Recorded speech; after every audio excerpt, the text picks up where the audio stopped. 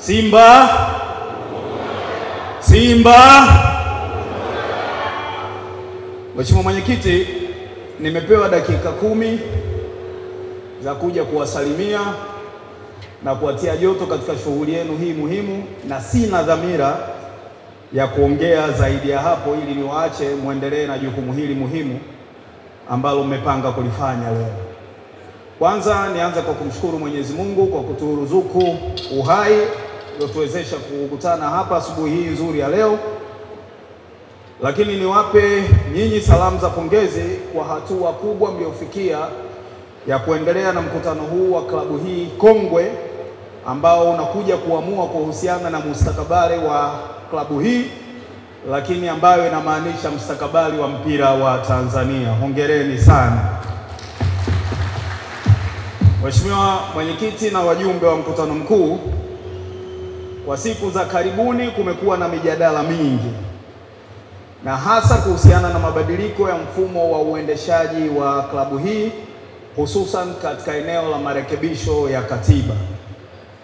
Nimesimama mbele yenu leo nikiwa naibu waziri mwenye dhamana ya michezo, na naomba nisisitize ya kwamba serikali haijawahi na wala haitaanza leo kulazimisha klabu yoyote nchini kukamilisha mabadiliko ya mfumo wa uendeshaji bila uamuzi wa wanachama wenyewe.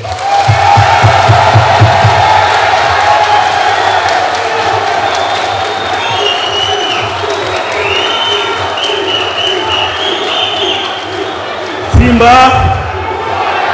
Simba!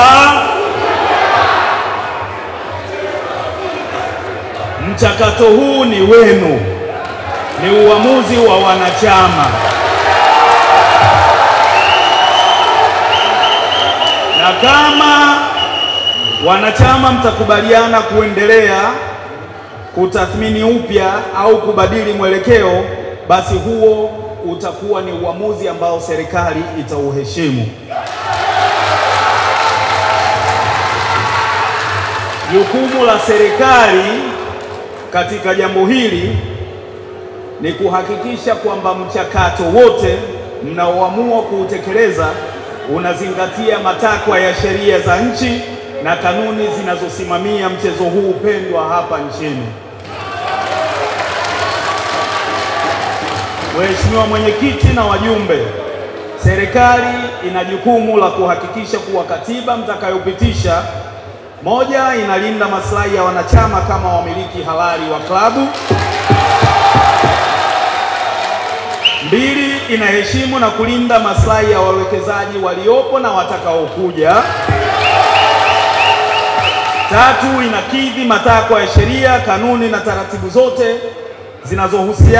zinazohusika katika mchakato wa uendeshaji wa klabu za michezo, ikiwamo za Baraza la Michezo, za RITA, za Mamlaka ya Ushindani Tanzania FCC, pamoja na mamlaka nyingine za serikali. Simba! Lakini pia jukumu lingine la serikali ni kwamba itaweka utaratibu utakaohakikisha uwazi, uwajibikaji na utawala bora ndani ya vilabu vyenu. Ndugu Mwenyekiti, naomba nitumie fursa hii kusema kwa uwazi, serikali haijatoa na haitatoa maelekezo ya kumdhuru mtu yoyote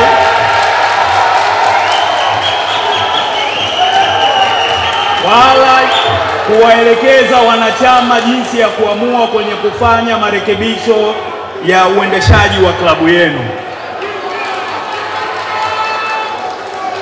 Serikali haiwezi kutoa maelekezo yoyote yatakayoingilia maamuzi ya wanachama yaliyo au yatakayofanywa kwa mujibu wa sheria.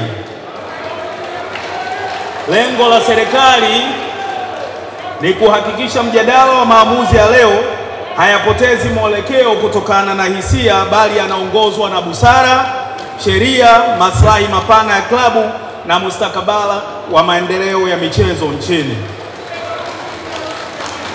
Mheshimiwa Mwenyekiti na wajumbe, Simba Sports Club ni taasisi kubwa yenye historia, yenye mamilioni ya washabiki na yenye mchango mkubwa katika uchumi na tasnia ya michezo nchini. Kwa msingi huo, ninaomba mjadala wa marekebisho ya katiba ufanyike kwa utulivu, kwa kujenga, kwa kuheshimiana na kwa kuweka mbele maslahi ya klabu, wanachama wake na wadau wote, wakiwemo wawekezaji waliowekeza kwa nia ya kuendeleza klabu. Mwisho niwatakie mjadala mwema. Asanteni kwa kunisikiliza. Mungu ibariki Simba, Mungu ibariki Tanzania. Asanteni sana.